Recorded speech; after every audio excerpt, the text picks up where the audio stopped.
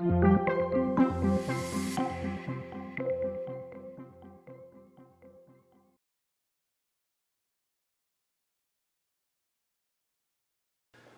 so what you'll see here is I have my magnifying glass from Dollar Tree, of course, and I've got my meter sticks where 0 on both sides starts at the lens.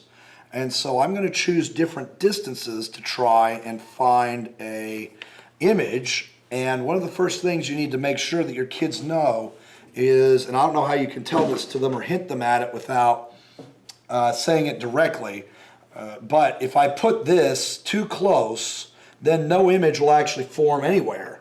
Now notice I'm using the cheap Dollar Tree laser again, only instead of using the laser setting, I'm using a light. It's just a little light that this thing has. It's a different switch, but too close, and you and I both know that closer than the focal length, no image will form at all. So how are you gonna, because your students are going to, it doesn't work, I don't know what I'm doing wrong, kind of thing. So maybe you tell them, okay, start from far away and get closer. I don't know. But I'm going to set this laser at, let's say, 50 centimeters from the lens.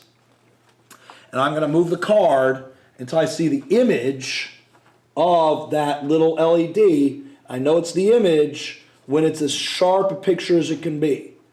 A little sharp image right there, and it looks like that's happening at 80. Okay, so that's something you can do.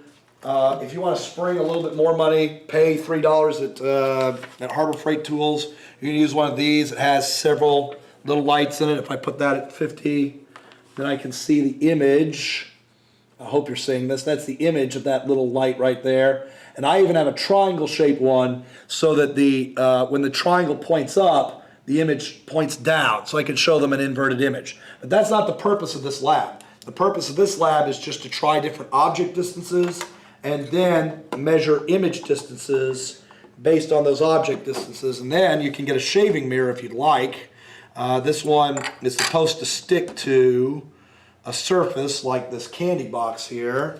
And then what I can do is I can shine my light into it at different distances. And I'm not sure if you can see this, so I'm going to move it so you can hopefully see it here. So now I'm just using 1 meter stick, not 2. And I shine my light into it, and I'm going to try and find where the image is. This is much more challenging, though.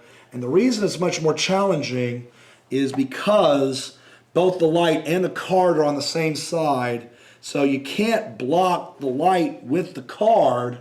If you do, well, then you see what happens there. So you have to decide whether this is worth doing. Also, shaving mirrors are not cheap.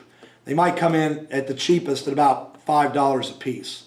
That can be a little hefty, depending upon how many you need to use. So if I set this way back here at 80, where would the image be? Can I see an image? Yeah, so you can see. It's up to you if you want to try it. It's extremely difficult, and it's frankly, I don't know that it's worth it, just because of the idea of having to reflect the light back, in the same direction it came from, and then your screen might wind up blocking the light.